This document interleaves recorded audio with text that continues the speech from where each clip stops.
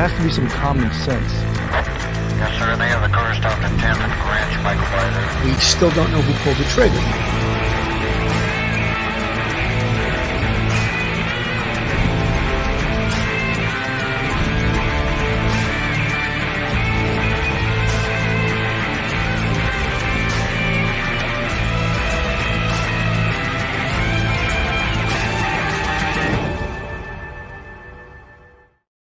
Hello, everyone, and welcome to Police Off the Cuff, Real Crime Stories. I'm your host, retired NYPD Sergeant Bill Cannon, a 27-year veteran of the NYPD. Folks, we've been focusing on this escaped prisoner from Pennsylvania, Danelo Cavalcante. And what we keep hearing is that, we're on his trail, we're going to get him, but you know something? They haven't gotten him yet.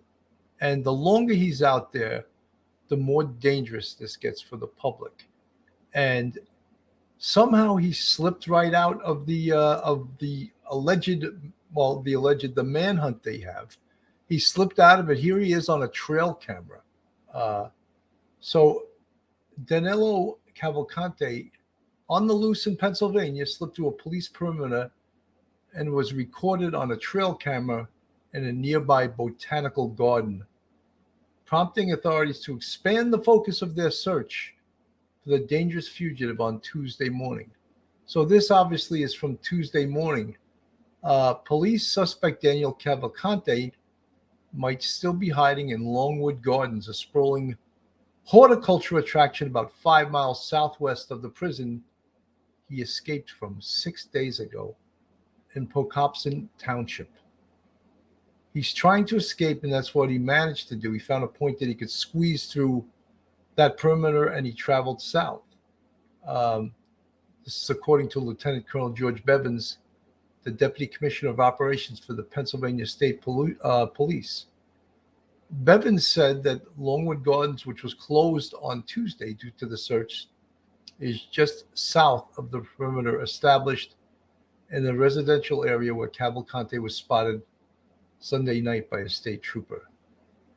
The 34-year-old Cavalcante was recorded twice on a private trail camera set up at Longwood Gardens. Bevins said that the escapee was first recorded at 8:21 p.m. Monday walking north in the gardens and was captured by the same camera at 9:33 p.m. walking south. So perhaps he feels somewhat safe and emboldened in that area. But, you know, whenever I hear the police say, we're on his trail, we got, you know, something, they didn't know where he was.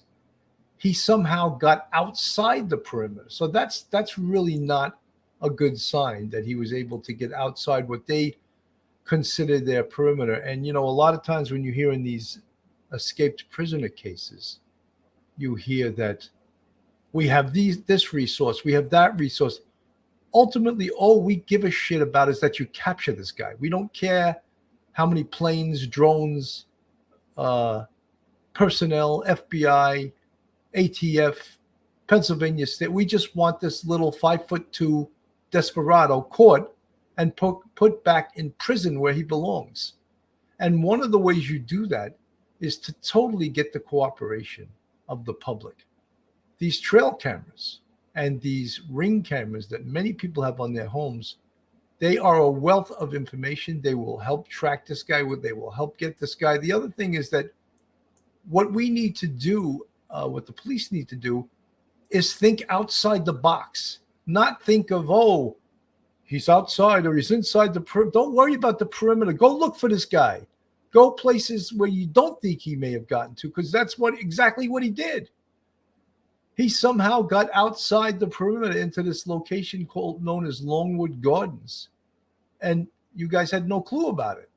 So it's really affecting the life in this area. They had to close the schools today because obviously you wouldn't want your children going to school when there's a desperado loose in the community. This is from the press conference about approximately 3 hours ago. My name is Lieutenant Colonel George Bivens. I'm the Deputy Commissioner of Operations with the Pennsylvania State Police. Joining me today is District Attorney Deb Ryan and Chief County Detective David Sassa from the Chester County DA's office. As you know, on the morning of Thursday, August 31st, inmate Danelo Cavalcante escaped from the Chester County Prison.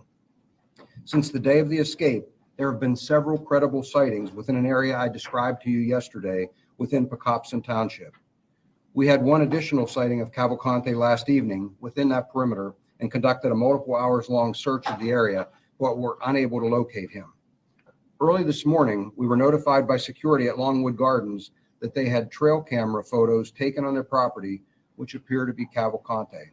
This area is just south of the perimeter. Investigators quickly examined those photos, and we can confirm it is Cavalcante. The photos confirm that Cavalcante has not changed his appearance, but also that he has obtained a backpack, a duffel sling type pack, and a hooded sweatshirt. You know, folks, anything could be inside that backpack. There's no doubt that he's breaking into people's homes, stealing food. You heard the video last night of a homeowner that believes that he saw him or heard him inside his house, and he flicked the light switches, and terrifying, right? Because given the chance between escaping and being caught, this guy will kill again. And I'm sure within that backpack, he has some type of weapon, because he is out on the trails late at night all by himself. And there's no doubt, he's already been convicted of a capital crime. So there's no doubt he will do whatever he has to do to get away. Cavalcante is depicted in the photo walking north at 8:21 p.m. and then back south through the same location at 9:33 p.m. Working with the district attorney's office, several steps were quickly taken, including shifting our perimeter in an attempt to contain him between the southern end of the established perimeter and an area south of Route 1. The district attorney and I had a lengthy conversation yesterday afternoon with the superintendents of a number of area school districts. We had assured them that if anything changed, we would promptly notify them. As promised, that notification occurred at approximately 5 a.m., resulting in a decision by the Unionville, Chadds Ford, and Kennett Consolidated School Districts to cancel classes for the day. We will continue to work with those districts to determine what will occur in coming days. A reverse 911 call was sent. Folks, whatever Danilo Cavalcante obtained, he's stealing from houses. He didn't leave the prison with this backpack. So obviously he's stealing it as he goes. And he will take food, he will take whatever he has to take, and he will do whatever he has to do to remain at large, to not have to go back to prison. Out to the residents within a 1.5 mile area of the camera that was located, and that occurred at 5:27 a.m. This was expanded to 3 miles at around 7 a.m. We had already requested and begun to mobilize resources from additional federal agencies last evening, to include the FBI and U.S. Customs and Border Patrol. People and equipment from those agencies is being mobilized and added to the search as we speak. We continue to ask for the public's help by familiarizing themselves with the photograph and the description of Cavalcante. We are also asking people in an expanded area from the Pocopson Township area south to be alert and to call us with anything suspicious. We ask them to please secure homes, outbuildings, and vehicles. Cavalcante has clearly already obtained some clothing and unknown other supplies, and we want to minimize any opportunity to obtain anything more. It is important we keep pressure on him as we continue this hunt. We are also asking residents and businesses anywhere in or near. From the chat, Emma, police don't think he has a gun, but you never know. You know something? One of the things that keeps you alive in the policing business is that you always expect someone to have a gun. If you just think they don't, then shame on you. Always assume that a perpetrator is armed, and you'll be alive 27, 28, 30 years later of a long police career. This area to check their home and business security cameras and call us with anything suspicious that they might observe. A tip line has been established, and we can be reached at 717-562-2987. That was 717-562-2987. We remind everyone that a reward totaling up to $10,000 has been offered for information leading to the capture of Danelo Cavalcante. What I would also ask is that people consider signing up for the alerts here in Chester County. And it's they can sign up at readychesco.org, readychesco.org. And with that, we will be happy to take any questions that you might have at this time. So do you ever Oh, and I'm sorry, just one second. If we could display the photos here.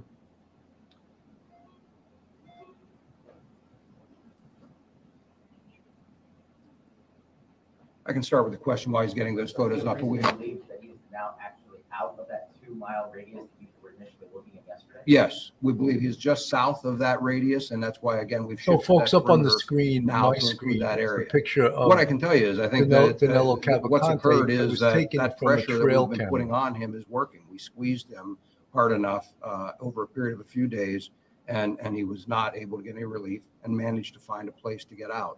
Obviously, I wish we would have been able to capture him without him getting through that perimeter, but it is also not shocking. It's dark, it's a large area, and not to make excuses. I mean, it's just difficult terrain and things. Is the area more remote? Or You know, folks, it's funny, but no one cares whether he's in the perimeter, he's out. All we care about, you should put handcuffs on this guy and he's back in prison. is it more No, actually, I think this is a little more open. I'm encouraged by the fact that he's there. The other thing I'm encouraged by is that we realized within just a few hours where he was, and so he's not had a tremendous amount of time to move a long distance. And so again, it gives us another opportunity to now try and squeeze him within that perimeter. Do you think he walked across Baltimore Pike?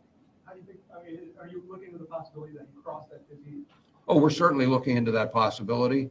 Again, where he was spotted, he was not across Baltimore Pike there, but obviously we consider anything, and the perimeter has expanded south of Route 1 as well. Is this trail camera monitored either by law enforcement or by Longwood 24/7? No, it was a private camera, and You know, folks, so the news reporter said, is this trail camera monitored? Most cameras are not monitored. It's not like TV where a guy's sitting at this console watching all the cameras. Even you folks like myself that have Ring cameras and another camera, at least 2 cameras on your property, they're a tremendous asset for your home security and even for the whole neighborhood security. So here's a gardens, an area, an arboretum, if you would, that has trail cameras, and it of course caught him on the trail camera. Investigatively fantastic. All of these cameras are a thing of the 21st century, and it does keep us safer. And of course, the camera isn't the police. It's not going to capture anyone, but it's going to help the police to capture this guy. and an individual checked it and notified us promptly. It's not, Do you know how he it's not a got- Longwood Gardens camera? It's my understanding that they allow some others to put cameras on their property, and that individual provided the information. Any idea how he got the supplies? Were these the result of burglaries? I can't confirm at this point where he got those supplies. Again, obviously, picked them up somewhere along the way. So obviously he got into a structure, a car, something, and obtained. See, folks, that's the most dangerous thing. The longer he is out there, he gets emboldened, and he may take even bigger chances to steal weapons, to maybe steal guns, to take a homeowner down, say at knife point, and then if they do have firearms in their house, to take them. And then he's doubly, triply more dangerous than he is right now. So the longer he stays out there, and believe me, I'm not criticizing the police, but even as someone removed from this, you can understand why the public doesn't really want to hear about the manpower, about where he's going. They just want to hear that he's in handcuffs. And one of the biggest tragedies in this is, how the hell did he escape out of a prison to begin with? That is outrageous. That should not happen. And apparently the same prison had another prisoner escape not too long ago. So what's going on in that prison? And very scary. Some clothing. In fact, we have the pictures up here now. You can see from this picture, he's got a sling type duffel bag. You can also see shoulder straps in another photo here that you'll see in just a minute. He's got a backpack on his back as well. So he's got 2 packs. He also, in another picture, you'll see he's obtained a hooded sweatshirt. If we can, and so what I would tell you is that, I mentioned that there were 2 different times. So what we believe happened is he walked into that area, was likely not well oriented, headed north, probably ran into the perimeter, realized he couldn't go that way, and turned the opposite direction and came back through the camera a second time. So this is when, with the pack on and the hoodie, he's headed north actually here. And then about roughly an hour later, he's coming back south without the hoodie on. That photo is from when? 9:30? So it's, let me get the time here. It was, the time is an hour off. That's depicted on the camera. I'm sorry, give me just a minute to find my times here.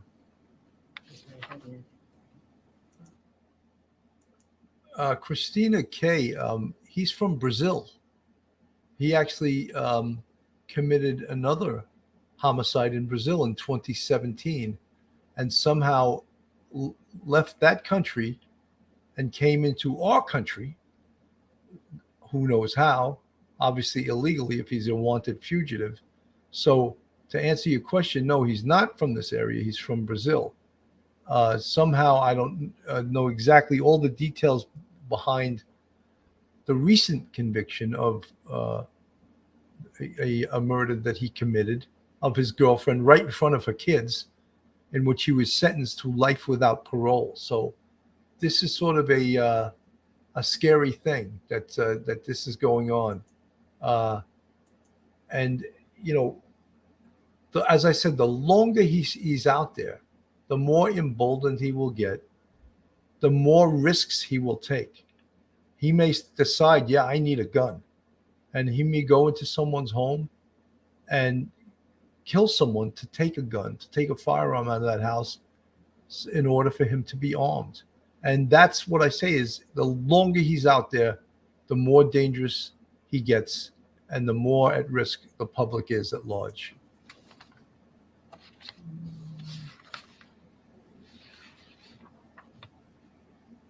I'll get that for you here in just a minute, but it was about an hour apart. It was roughly 8:20 and 9:30. We've heard 10:30 for the shirt off. I understand that. Again, the time stamp on the photo should be the time stamp is an hour off. It's actually 9:30, and the other one was 8:30 or thereabouts. 9:33 is the one. 8:21 was the first one. So he's headed north at 8:21. It says 9:21, and then he's headed south. Folks, I had said it last night, and of course, we're hoping that they use all the possible resources they have. For example, drones, of course, helicopters that have thermal imaging cameras that can actually catch the image of a human being at nighttime and without lights lighting it up and seeing, but they'll see it on their screen through heat. It's like thermal imaging the heat will draw the image of the person.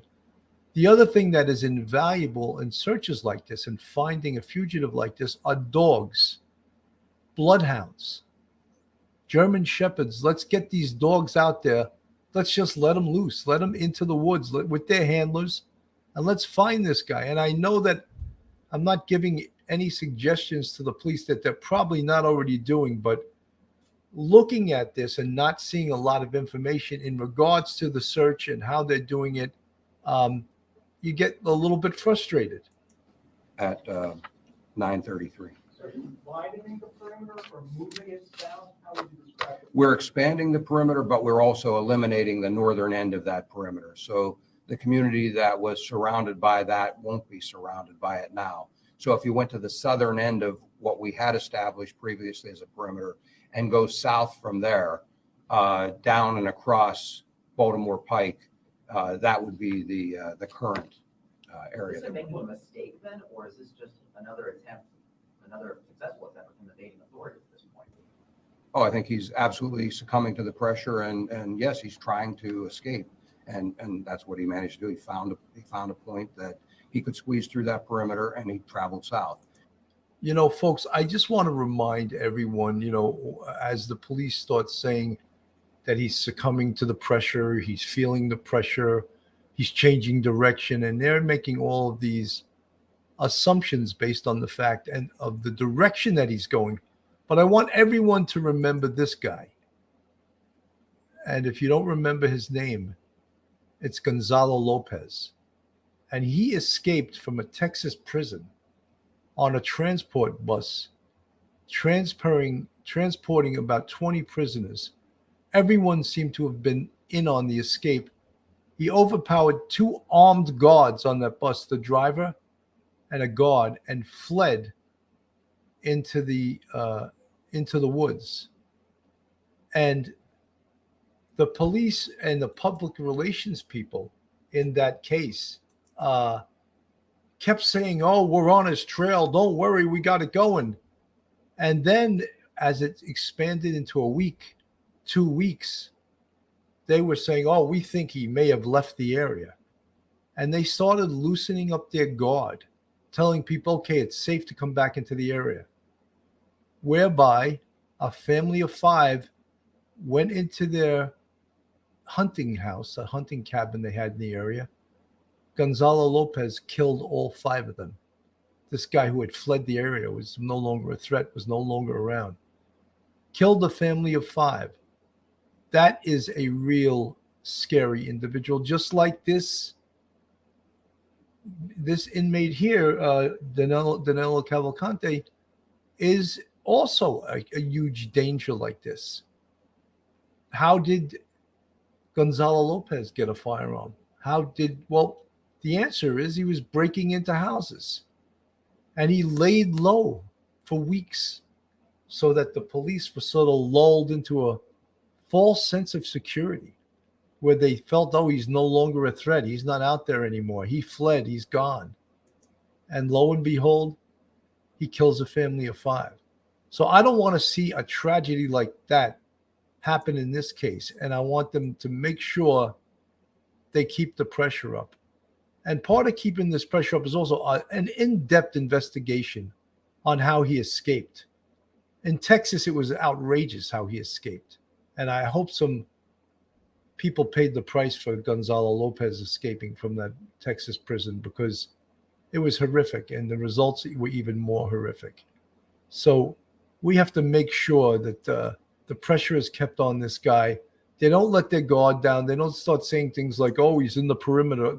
No, let's just find this guy. Let's not talk about, he got outside of the perimeter some way, didn't he? And then you're finding that that's a good thing? No, I think that's not a good thing. The good thing is that, guess what? Danelo Cavalcante is in handcuffs. That didn't happen for someone who may have just tuned in this minute. But that's when all of us will relax and say, oh, this escaped inmate is in cuffs. He's back in prison. Now we can breathe a sigh of relief. But until that happens, I'm not hearing all this other stuff. We'll now expand that perimeter and move it so that we can try and encapsulate him again. And we're already actively searching those areas. It's been 6 days. I mean, do we know anything more about his background? Does he have any survival skills? I mean, he's been foraging clearly. He's been stealing stuff. What can you tell the public? I mean, this guy's clearly hunting, and he's been able to evade you guys for 6 days now. We're not aware of any formal training in terms of survival skills. You're dealing with someone who's desperate and who doesn't want to be caught.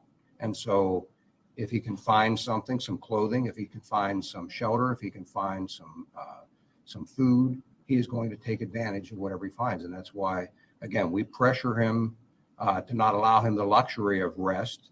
And then we're asking the public to help us by making sure things are secure so that we can minimize his opportunities to obtain those things that he doesn't otherwise have.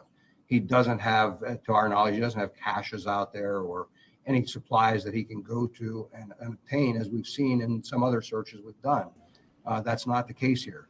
I believe this was just an opportunity that he took to get out of the jail, and once out, he's now winging it, and so he does what he has to do to try and avoid escape or try and avoid capture. From his mother to convince him to turn himself back in? We have not since yesterday, and we'll have to evaluate whether we think that will be effective going forward. Longwood Gardens is closed today. Are you going to be searching Longwood Gardens? Longwood Gardens is closed, and we will be in that area, not only Longwood Gardens, but the entire area. We will be pushing through. You could walk to Delaware today if he was able to walk that far. Are you coordinating with people in Delaware? We are. State Police? And what, does that change anything if he crosses the state line? It really doesn't. There's a federal warrant that the marshals have obtained for him. That's against federal warrant, so it covers us regardless of where he goes. You would still be At this point, I don't believe he has made it to Delaware. I believe he's still well into Pennsylvania, and we're going to act on that and continue to pressure him. But at the same time, we always look at options. Even while we were looking at that perimeter, as I said to you yesterday, we follow up on any tip. We don't discount anything, and certainly that's why in this case it was a really solid tip. But we've had lots of others. We follow up on those as well. You know, folks, again, I don't doubt that they're doing everything within their power, everything they could possibly do. Sometimes you're unlucky, you know. There's a perimeter. There's something called a grid search that they're doing. They're searching the entire grid. The manpower you have will dictate how many people you put actually inside that woods. It's a very unfriendly area terrain-wise, and more friendly for the perpetrator who's trying to get away, who's trying to escape. However, we can't relax till this guy's back in handcuffs. This guy needs to be put back in handcuffs and to go back to his prison cell where he should be for the rest of his life. So again, we cannot relax. Some folks are saying, oh, we should get NYPD ESU. We should get, well, look, some of the best people on the job, on the whole, in law enforcement, the Fugitive Enforcement Division is on this job. They are some of the best people. And even when the NYPD is looking for a perp, they enlist the Fugitive Enforcement Division to give them a hand. They're trained. This is all they do, is search for fugitives. So you get pretty damn good at it, And look, would it help to have backwoods training, survival training, even for the police involved in this? Absolutely. So believe me, they're not giving up. They're not relaxing. But again, we as the public listening to this, we don't want to hear about perimeters. We don't want to hear about you were on him, you almost, we want to hear he's in handcuffs. And till that happens, we will not rest. And on the chance that he has managed to get out of that area, and certainly, even prior to this, we had already been coordinating with Delaware. What's the latest on the investigation into how he was actually able to get out of prison? Is there any clarity on what happened? My understanding is there's not going to be anything released on that right away. I think the investigation is still ongoing. I can tell you that there have been many interviews done, and both in an effort to investigate the escape, but also to assist us in looking at any plans, any contacts he may have had on the outside, that kind of thing. So that all factors into it. And unless the district attorney has something else to add, I would just say that we're not in a position to start releasing anything on that. What's the situation at the prison now? Are the inmates still on lockdown? Are the transports going in and out of there? I can't answer that. With the search, you all have been saying that it's a heavily wooded area. Can you describe to the public what that means with your terrain? Because some people are saying, oh, why haven't you caught them yet? It's been 6 days. Where are the dogs? That kind of stuff. Yeah. Can you describe what it's like out there? What I would describe to you, again, you've heard me refer to other searches. I mean, the terrain here, while one would think, okay, we're not in the middle of a national forest or something else. What you have, though, are significant parcels of wooded area with a lot of undergrowth, so thick that our searchers can't be more than a couple of yards apart, where they at times lose sight of one another. It's so thick that they have to hack their way through or go around and try and make sure that they've still covered that area, because you can't walk through it. That's certainly not everywhere, but there are large patches of that kind of undergrowth in the woods. Additionally, one of the challenges that you have here that you don't have out in a larger forest is you've got people with large yards, parcels of land, multiple acres with outbuildings and shrubbery, landscaping, all kinds of things, sheds that afford an opportunity to hide. Again, none of it insurmountable, but it makes for additional challenges when you're searching those areas. There are a lot of places that someone can hide. And again, you would think, we're in a closer to an urban area here, there wouldn't be all of these forests. There are.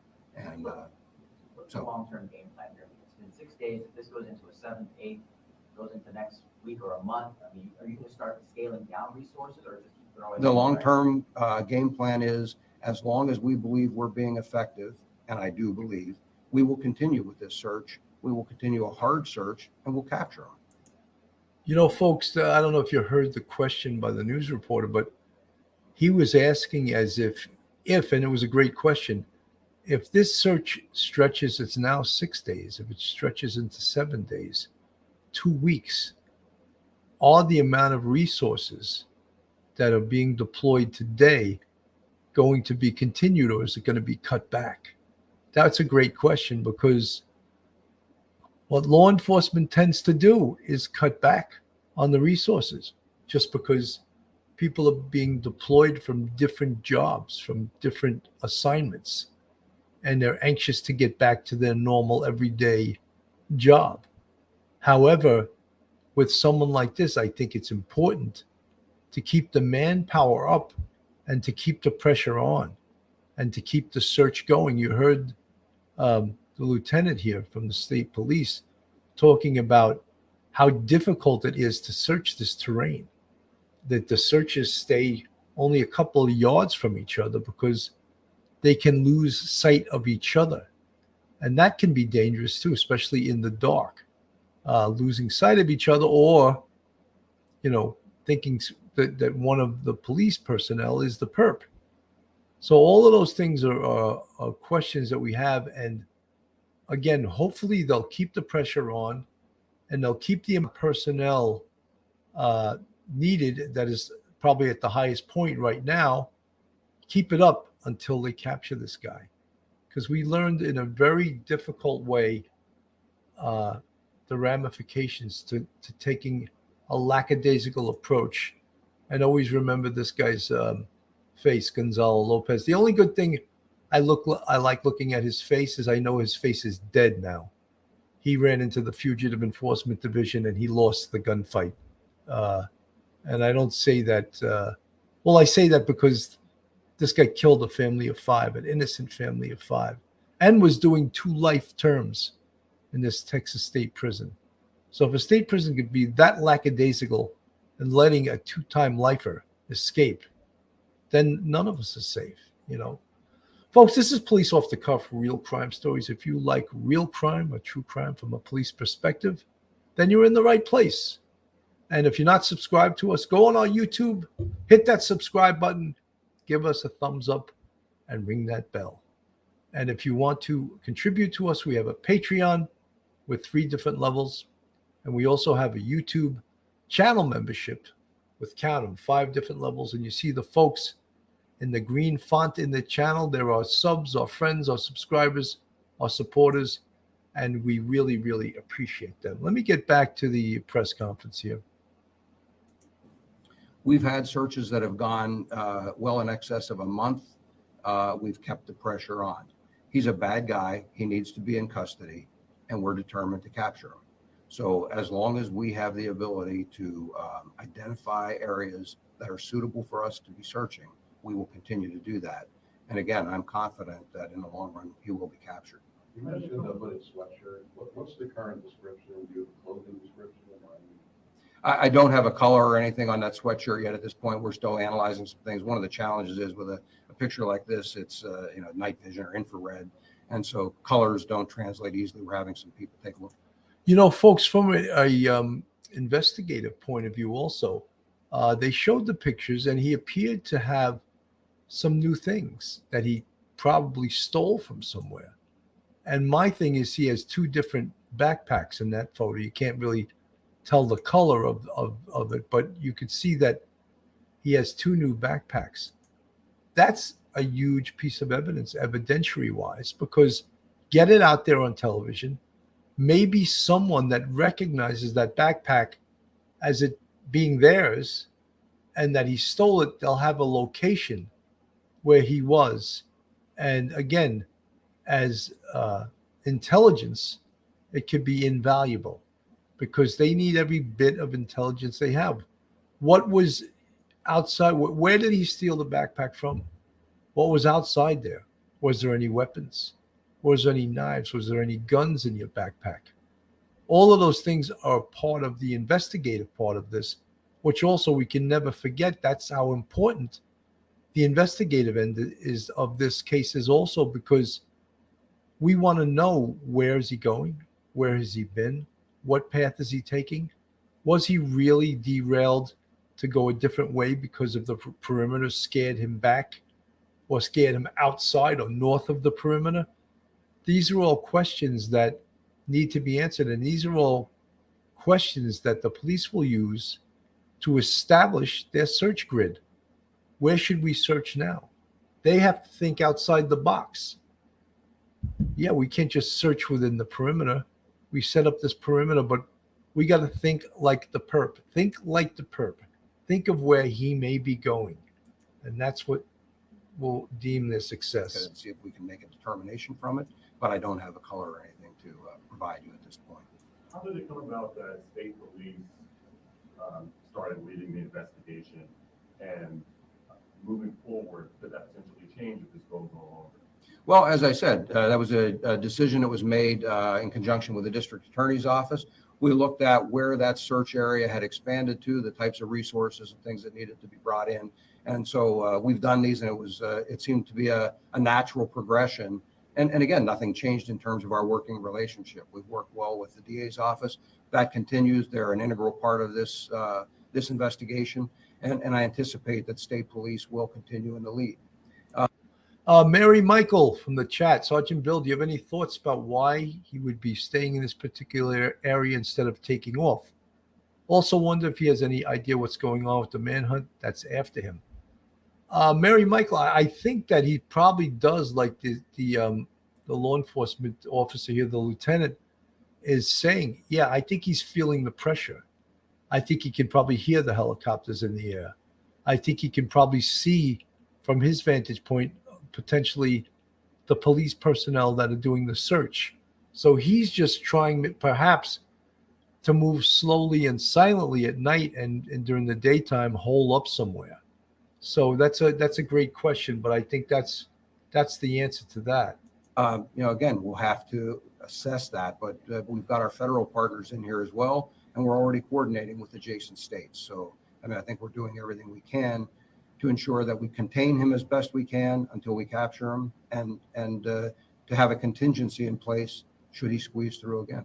Did you guys do a push inward yesterday from the perimeter? Is that Yes. technique to kind of push inward? And There was a push that was done because of an additional sighting. We were pushing through there anyway in different parts of the perimeter, but there was specifically a push that was done in response to a sighting from within the perimeter, and that continued on for several hours last evening and well into the slow evening. walk, because everyone's moving towards the center to close the perimeter to make it smaller. No, the perimeter stays intact, and we move additional people inside there, typically tactical team members, and we utilize them to come to push through and push toward the perimeter.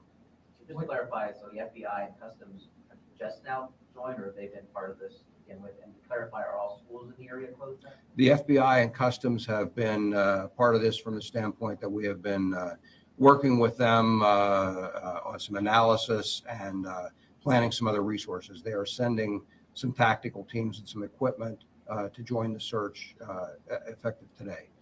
And I'm sorry, the other question was about the schools. Yeah, are they all closed or just? No, those two districts that I mentioned. What's the number of personnel on the ground? I couldn't give you a firm count. I would have to estimate 200 or 250, maybe a little higher. And keep in mind, that's at any point in time. This is a 24-hour operation, so we're cycling people.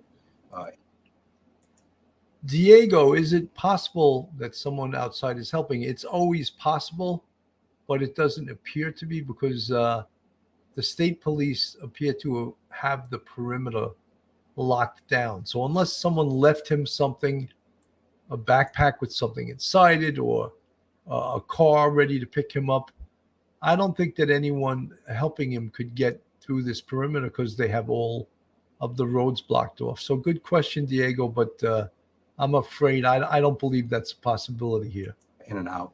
Do you have any idea how many calls, how many tips you all have received? In hundreds, dozens? Probably somewhere in excess of 100. You mentioned the new search area is a little bit more open than remote. Does this change any search methods going forward? It doesn't change the methods. It changes the effectiveness of some of the technology. Some of it obviously is we're better served by it in some of the more open areas, but it really doesn't change the fact that our path forward here is to keep pressure on him and to search those areas, whether using technology, whether physically searching it, sweeping through. Even in the more open areas, you still have, again, a lot of places to hide. Homes, businesses. According to Richella Pranzo in the chat, Cavalcante is a Brazilian national, fluent in Portuguese and Spanish, also speaks some English. His mother, who is in Brazil, recorded the message for him in Portuguese. So thank you, Richella, for that. It satisfies some of the questions folks in the chat were asking. Outbuildings and on, that all present an opportunity for him and a challenge for us. But again, I'm confident that he will slip up. He did here. He walked into a trail cam, didn't know it. He'll slip up. We're making him move, and that's a good thing. So you said one additional sighting yesterday. Does that mean 5 credible sightings now? Yes, plus the trail cam. Okay. So the 5th would have been within the perimeter, and then now the trail cam just to the south of that old perimeter. Excuse me. What do you say to the community now with these credible sightings? People out there, posting on social media, they're afraid. What do you say to them to make them feel reassured in your efforts to find them? I do understand and empathize with their concern. As a parent, I would be concerned for my children's safety, grandchildren's safety as well. So, I think it was a good call that they closed the schools in the area. It's always a good call with something like this to alert the public every step of the way. A lot of you folks not from the U.S. saying, the American police are always giving press conferences. It's a good thing. Use the public as your asset. Use the public to help you apprehend this individual. There's always so many more eyes out there than the eyes of the police. So use the public, use the trail cameras, use the technology, use dogs, use drones, use helicopters. As the lieutenant here said, they're going to capture him, and they're making him move. So he's not going to be sleeping at night. He's going to probably try to be moving at night. So they are doing everything they can do. It's just frustrating at this point, day 6, that he hasn't been apprehended yet. And it's an interruption of life, of course, for everyone, especially the people who live in this area. I understand that. What I would tell them is, again, we're asking them to be alert, to just take, I don't know that there's such a thing as ordinary precautions, but use some common sense. We're not trying to lock people down. At the same time, they should use some caution. They should be observant as to what's going on around their home, in their yard, that kind of thing. As I've mentioned, we're asking them to lock their vehicles. If they don't ordinarily do that, or ordinarily they would run in for a few minutes into the house and not lock their car, please lock the car. And pay attention to what's going on. Pay attention to your neighbors. Anything that's unusual there, in the event they're not home, perhaps we can get a call and end this quicker. But really, it's vigilance that we're looking for from people right now. He's clearly in escape mode, but he's desperate. So his history is that he's a dangerous individual. And I know that sounds contradictory. Well, he's dangerous, and I'm not saying locked down. If we identify that he's in a very specific area, my recommendation then would be stay in your homes. And we will message the people if we truly have him locked down into a very small area, much like we used reverse 911 this morning. We have the ability to do that. We can use the Chesco alerts. We'll get word to people if we need them to take more decisive action. For right now, again, being alert and talking to us. Check your security cameras.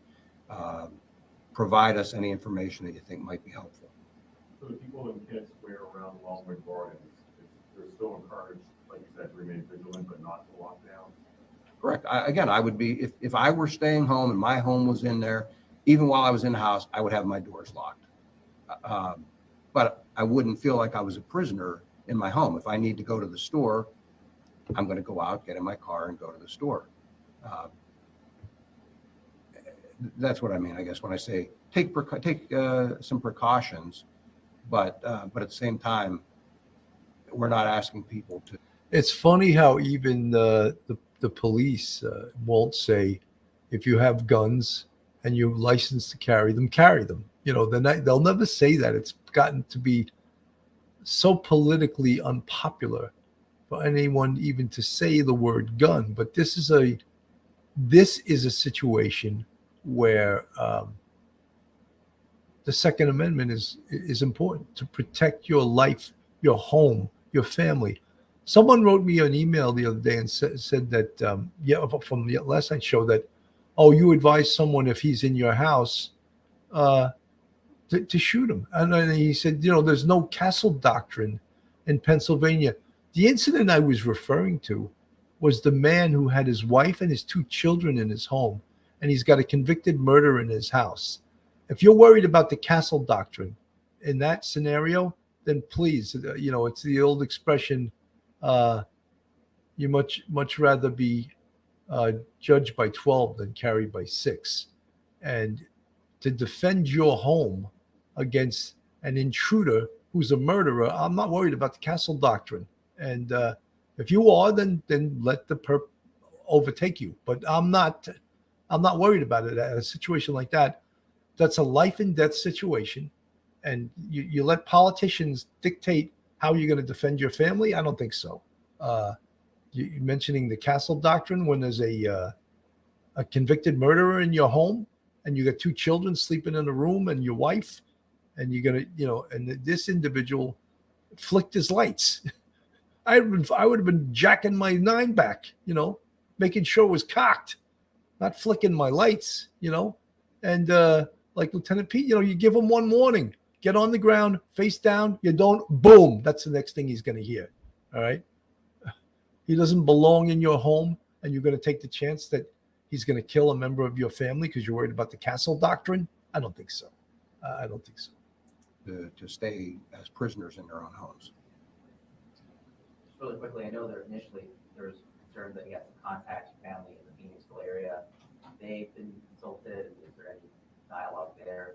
Any chance to contact with any of them? At this point, any interviews or anything else that we would have done will remain confidential at this point. I wouldn't want to disclose. But rest assured that any family, friends, associates, contacts even from jail, we have run all of those things out, and we continue to run those out, looking for anything that might be helpful.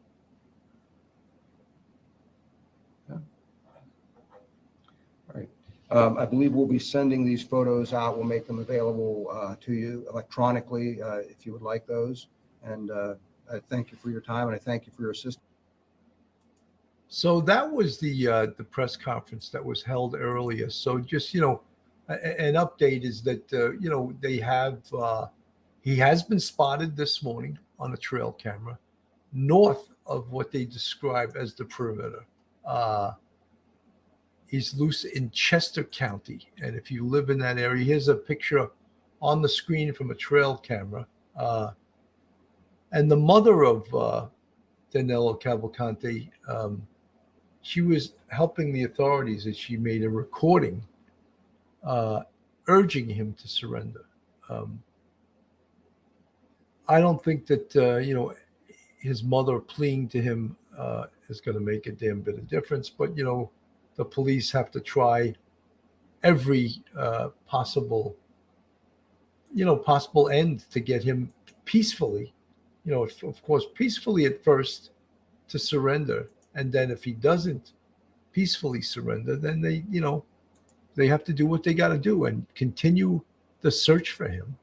And that's what they're doing. And again, it turns a neighborhood upside down. The folks, they had to close the schools today over this one guy, but they can't take the chance that some child could run into this desperado, so they have to do what they have to do. The search for the convicted murderer who escaped the Pennsylvania prison last week. Police are focusing their search after he was caught on surveillance video this weekend. Trevor Ault is on the scene in Pennsylvania with the latest. Good morning, Trevor. Good morning, Michael. So authorities say they're now shifting the search area for this convicted murderer. They say last night he was detected twice on a residence trail cam, and it was just to the south of the area that law enforcement had already closed off surrounding the prison. They're confident this escapee is going to slip up soon, but as they've stressed from the very beginning, he is extremely dangerous. This morning, Pennsylvania authorities say they're zeroing in on a violent escaped inmate who's now been on the run for 5 days. While there are a number of challenges, we are confident that if he is in there, we will find him. 34-year-old Danelo Cavalcante was on the verge of a prison transfer when he managed to escape the Chester County Prison just outside Philadelphia. He's been convicted of the murder of his ex-girlfriend in broad daylight. At a press conference Monday, law enforcement said since his disappearance, there's been at least 4 sightings of Cavalcante, all of them within a 1 to 2 mile radius of the prison. They're also investigating a pair of burglaries in that area for which Cavalcante may have been responsible. He is going to be looking for a means to sustain himself. He's going to need clothing. He's going to need food and just to get in out of the weather. Authorities are now broadcasting a recording from a helicopter of Cavalcante's mother encouraging him in his native Portuguese to surrender peacefully. Some nearby schools, which were meant to open Tuesday, have canceled classes as the search continues. It's one of the last few days of summer, and there are children who, instead of celebrating with their families in swimming pools, are in a perimeter where there's police officers in their yard checking their swimming pools. Authorities have not yet confirmed how Cavalcante escaped. They have confirmed there was another separate escape from the same prison just a few months ago. The prison is very aware of whatever vulnerabilities they had, and they have made efforts to correct those vulnerabilities.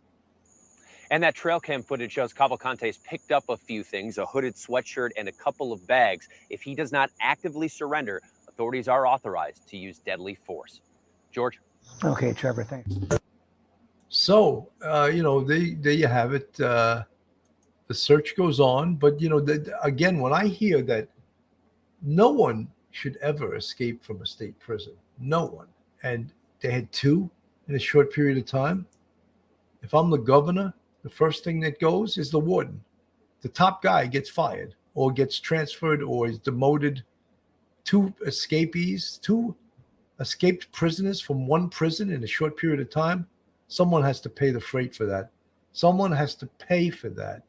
And the old expression is the person at the top is going to pay for that, because that is inexcusable that could happen once. And when it happens twice, that's just totally ridiculous, totally inexcusable. And again, you got to make an example of the boss, Folks, if you're looking for a great attorney in the New York metropolitan area, then Joe Murray is your man. Joe's a retired member of the NYPD, and he became a great defense attorney.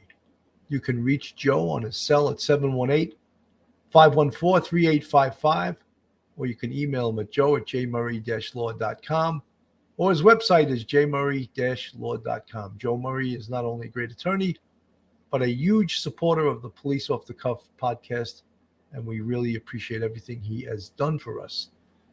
So, folks, when you think about a case like this, exhausting, right, for the for the police personnel on it because they can't sleep.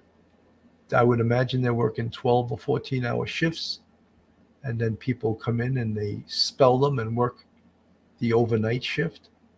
But the pressure has to be kept on. You can't let up whatsoever.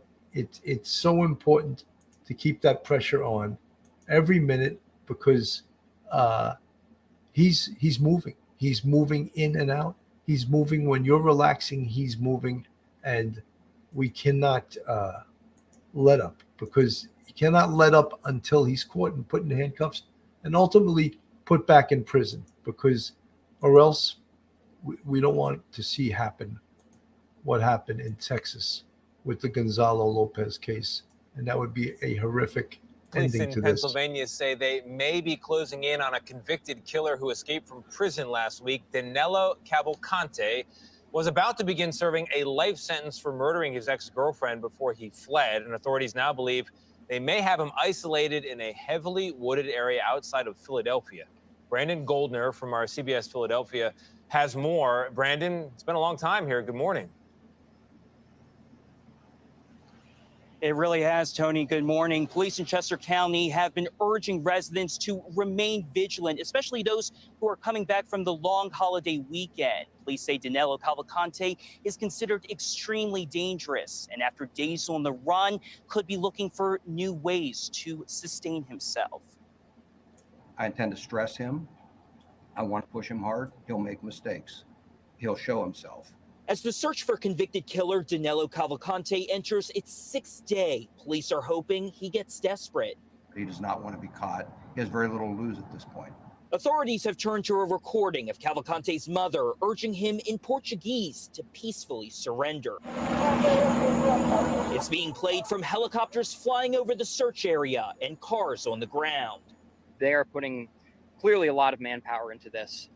He's just very slippery. I can't believe we haven't caught him yet with all the resources we have. As nearby residents return home from a holiday weekend away, officials are asking them to remain on high alert and check for signs of anything suspicious. See if anything's been disturbed. Are you missing a backpack? That could fill in some voids for us. Police now believe they have Cavalcante surrounded in a heavily wooded 2-mile area. While there are a number of challenges, we are confident that if he is in there, we will find him. He was last spotted Sunday after surveillance video captured him the day before, just a mile and a half from the Chester County prison he escaped from last week. We want it to be over. It's been a really scary couple of days here in the community. And the Kennett Consolidated School District just announced this morning that they will be canceling classes today after receiving an update from law enforcement saying the search situation has evolved. Gail? So, folks, you can see this whole neighborhood is on the alert, up in arms. This whole neighborhood is being hyper vigilant, as they call. That means totally on their guard as to what potentially could happen. Finding this guy is the number one most important thing right now. There's pictures of him on the screen. Again, this is the picture from the trail camera. We could see different property that he's acquired, whether it was acquiring it from committing a burglary or breaking into someone's house. We don't specifically know. All we know is that he's out there, and he hasn't been caught yet, and that's concerning to everyone because again he's a convicted murderer, and no one is going to relax until this guy is back in custody. This guy is back in the state prison. This guy is in handcuffs, and the police tell everyone, okay, we got him, but so far that has not happened. On 7 a.m. We had already requested and begun to mobilize resources from additional federal agencies last evening to include the FBI and U.S. Customs and Border Patrol. People and equipment from those agencies is being mobilized and added to the search as we speak. We continue to ask for the public's help by familiarizing themselves with the photograph and the description of Cavalcante. We're also asking people in an expanded area from the Pocopson Township area south to be alert and to call us with anything suspicious. We ask them to please secure homes, outbuildings, and vehicles. Cavalcante has clearly already obtained some clothing and unknown other supplies, and we want to minimize any opportunity to obtain anything more. It is important we keep pressure on him as we continue this hunt. We're also asking residents and businesses anywhere in or near this area to check their home and business security cameras and call us with anything suspicious that they might observe. A tip line has been established and we can be reached at 717-562-2987. That was 717-562-2987. Deborah from the chat. Hello, Sergeant Bill. What are your thoughts, please, on why he stayed in the same area, given the amount of manpower, etc., looking for him? I think, Deborah, he's being cornered into staying in that area. As the lieutenant has been saying, they're trying to keep him in this perimeter through using manpower, helicopters, police personnel, dogs, drones.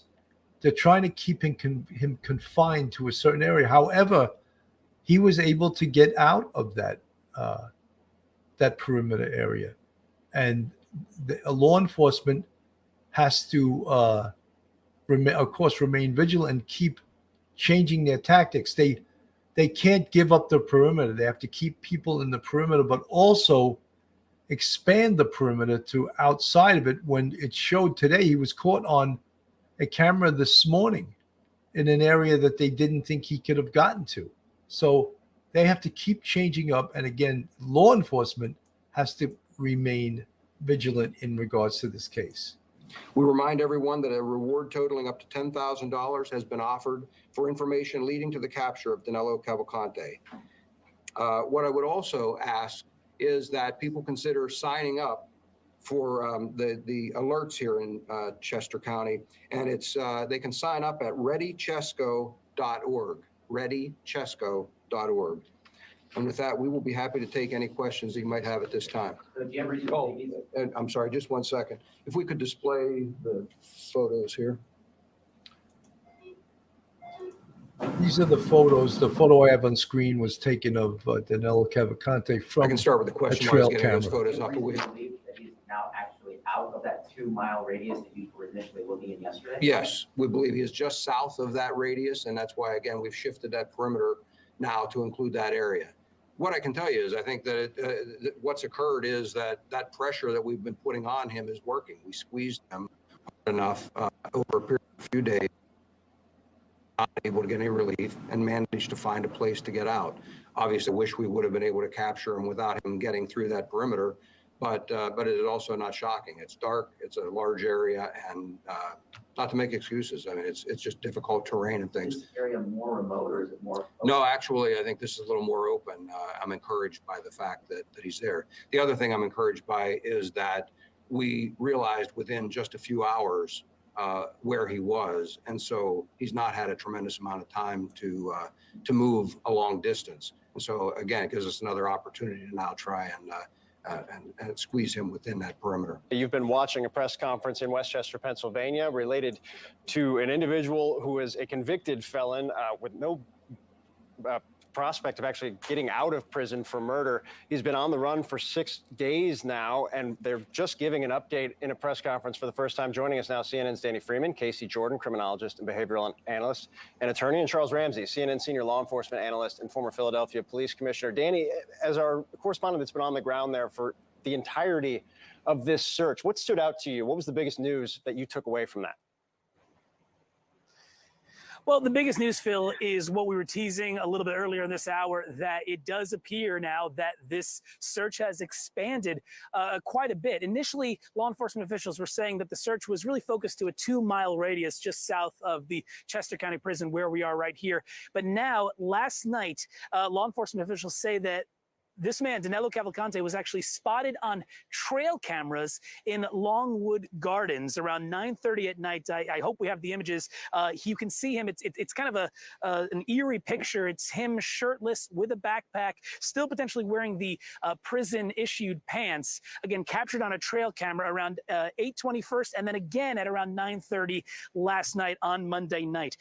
And Phil, I just want to describe Longwood Gardens just for viewers, in case they're unfamiliar familiar with this particular area, it's a very popular tourist spot. Also, locals in the greater Philly region, they enjoy going there. It's a 200-acre sprawling space with a lot of gardens, a lot of lush open meadows as well, and also winding paths.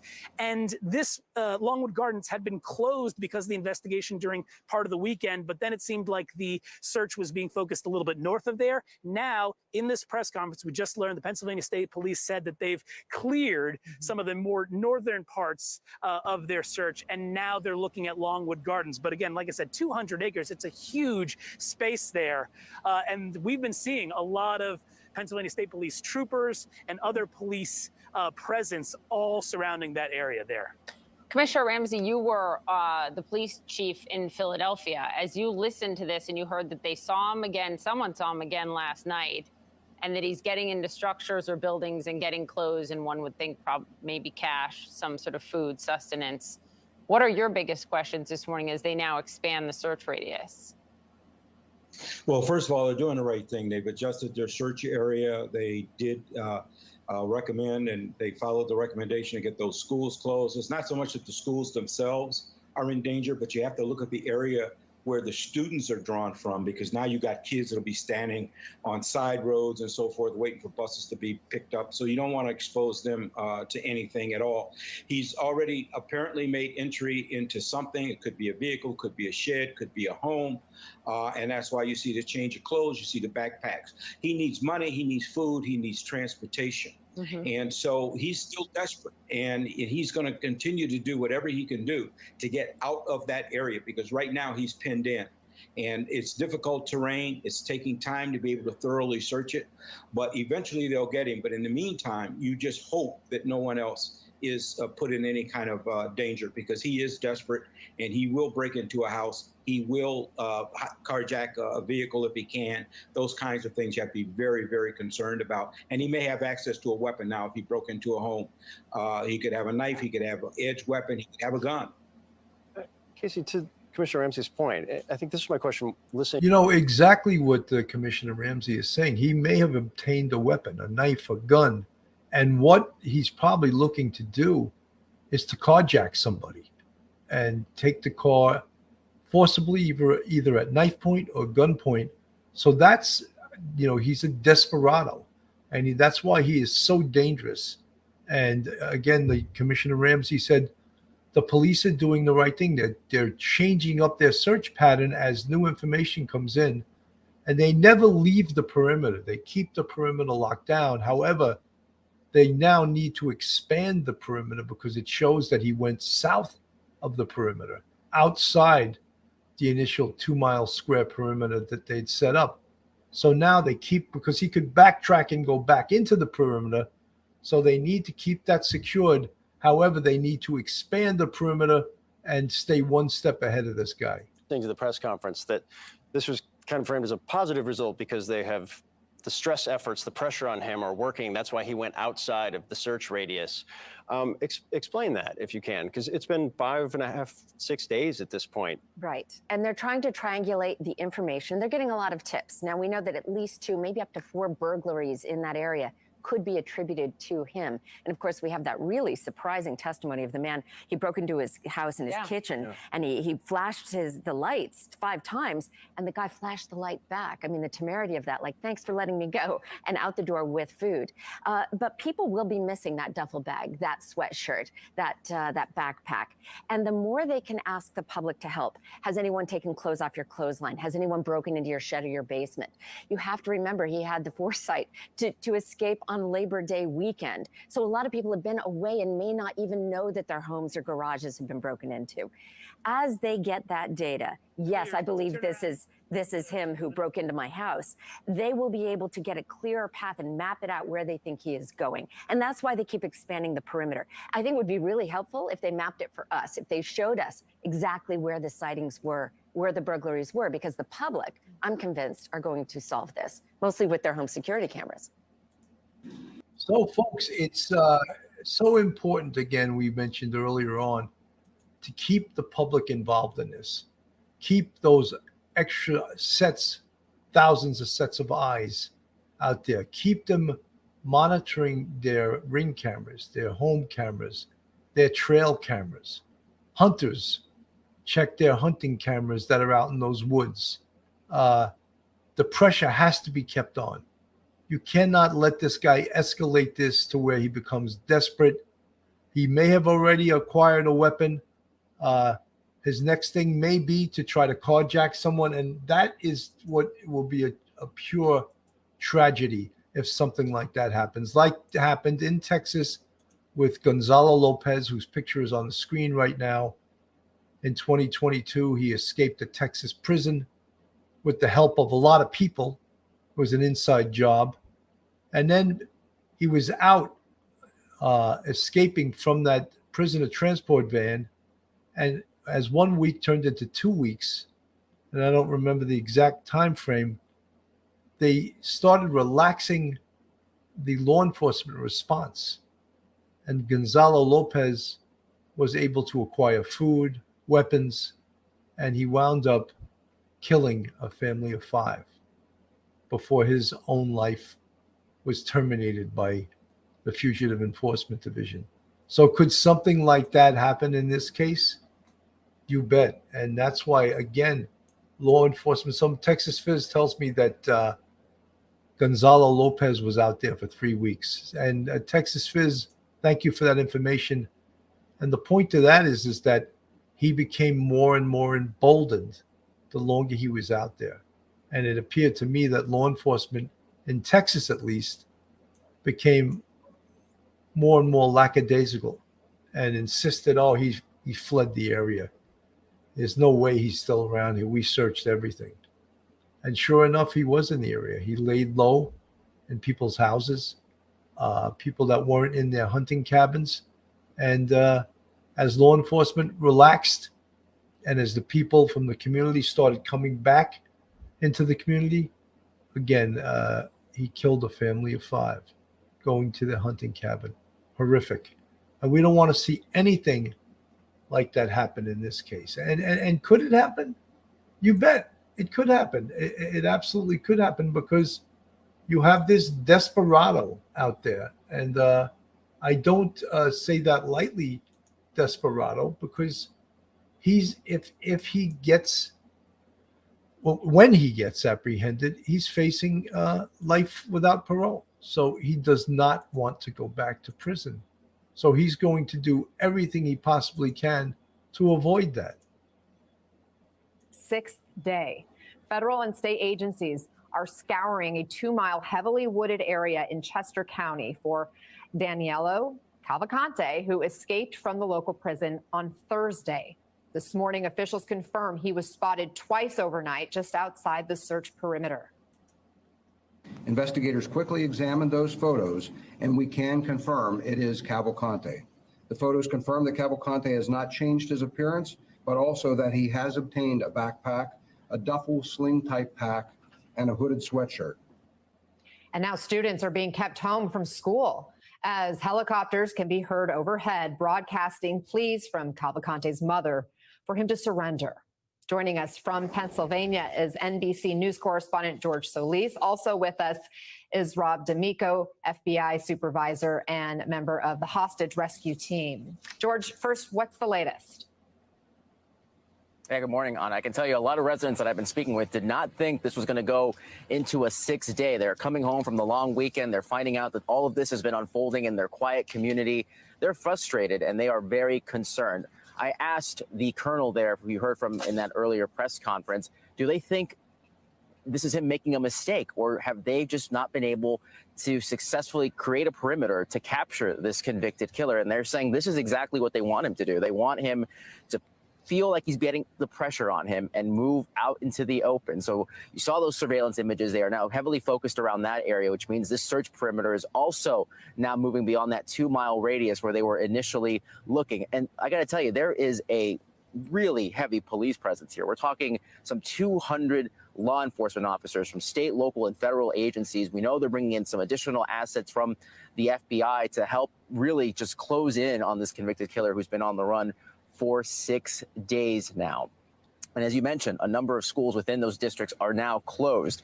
People here are trying to go about their daily lives, but they know that this convicted killer is on the run. Yesterday, I spoke with a man who believes Cavalcante actually broke into his home and stole a few supplies. And this is something that a lot of officials are hoping to avoid. They really don't want him gaining access to clothing or anything that'll help sustain his stay out there in the wild any longer. You mentioned those messages that they're playing from his mother. I asked if they're going to keep doing that. They said they stopped for a while. They may continue doing that if they feel the situation warrants it. And one thing state police also note is they will use deadly force if he doesn't surrender willingly. So there's a lot of things at play here. They know that the pressure's on, but they say they're not going to let up. They're saying they're going to keep putting the pressure on Cavalcante and hopefully force him to make a mistake on her. What's so scary, George, is that homeowner you spoke to who believes he broke into their house, they were home when he did it. He flickered the lights to try to give that heads up, we're home. But we're talking about a convicted killer who knows what he could do. Rob, this is day 6, and you're former FBI. All of these different agencies are involved in this manhunt, given the trail of clues, the multiple sightings as recent as last night. Why do you think it's taking so long to catch up with him? Well, it's just really hard. I mean, the last manhunts in Pennsylvania in 2014 took 7 weeks. There was another murderer who escaped in July that took 10 days. So closing off a perimeter is really tough, and it takes a lot of work, especially in this. There's a lot of areas that are blinded by trees. So how far do you have to put one police officer to another to ensure that he doesn't go across them? And at night it's different. So what they want to do is keep him moving. He's probably moving at night. He feels better moving at night. There you can bring in technology. They have the helicopters up, but I'm sure they have drones. They have thermal imagery looking at things. It's easier at night because you have less movement. So any movement is going to be more suspect. But with the schools, really dangerous. They want to keep people and children, especially, out of the white noise because they're looking at movements. Some people are like, oh, we're worried about him taking a car. I'd be more worried about taking a car outside the perimeter. The perimeter, all cars coming out are being searched. If he gets out of that perimeter and gets a car, then you have some problems. He's only 3.5 miles from Delaware, brings another aspect in there. I'm sure Delaware has police in the command post. So if they get a hint that he is down there, they're ready to respond. But the biggest thing here is the technology of homeowners. With so many cameras up, being able to get that in quickly. But yeah, to get the sightings and help police get closer and closer, knowing his last moves. We know that police have been trying a number of different tactics. They're now broadcasting pleas from Cavalcante's his mother through the helicopter speakers. What do you make of that? I hope they check what his relationship with his mother was beforehand. That's one thing you have to be careful of. If you bring a family member in, it helps if that. Yeah, that's like hostage negotiation 101.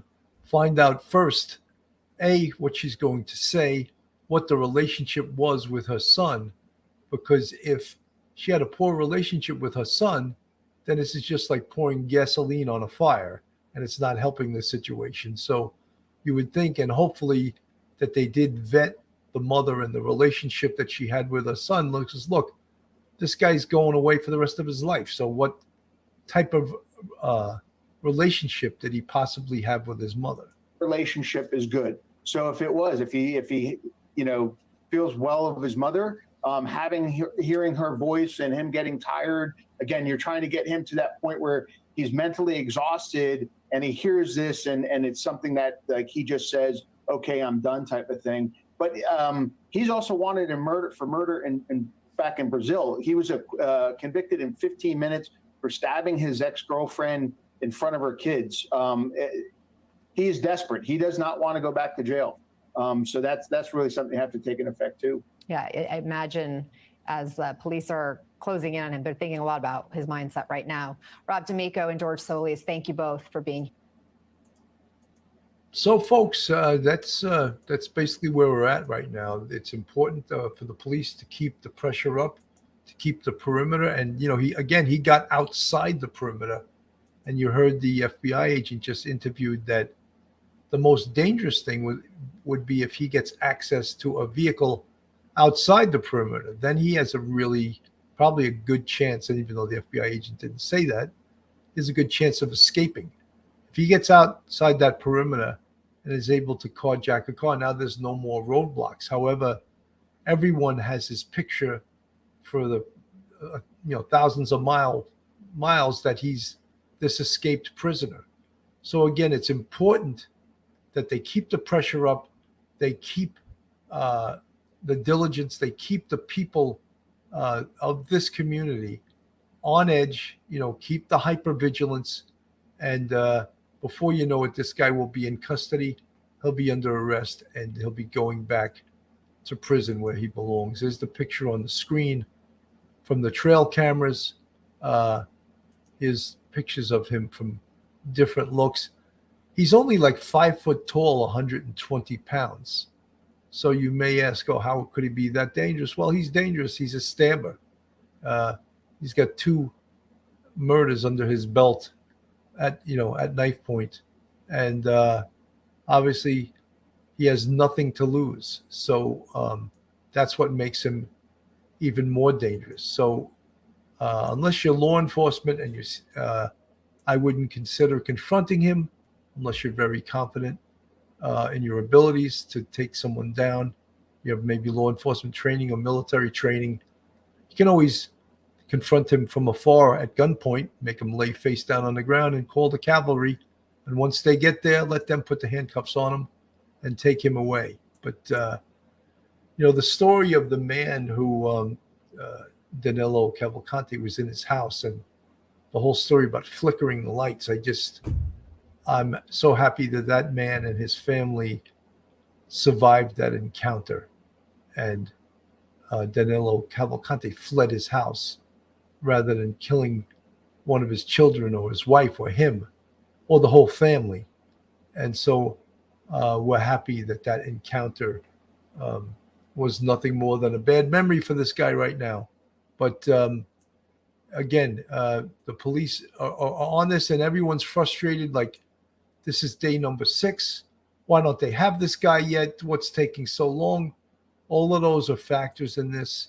And again, the terrain is something that you can't make this terrain up. It's very difficult traversing this terrain. He's a fugitive. He's a predator. He's not concerned with the terrain because he's trying to get away. And he'll do whatever he has to do to get away. Folks, again, this is Police Off the Cuff Real Crime Stories. If you like real crime from a police perspective, then hit that YouTube subscriber button, give us a thumbs up, and ring that bell. That's going to be our show for today, folks. I will follow this case if there's any updates. Tonight at 9 p.m., myself and straight out of Brooklyn, Phil Grimaldi, will have the Nassau County Police Commissioner, Patrick Ryder, on the show at 9 p.m. And we're going to do a dive into the Gilgo Beach, Long Island serial killer case in regards to the investigation that was conducted by the Nassau County Police. You don't hear much about their involvement in the Gilgo case. However, they were involved right from, in the last year when this task force was established. And Patrick Ryder has something to say about that. And Patrick Ryder, the police commissioner of Nassau County, is a brilliant guy, a great guy. So tune in tonight at 9 p.m., folks. Have a great day, and God bless. One episode just ain't enough.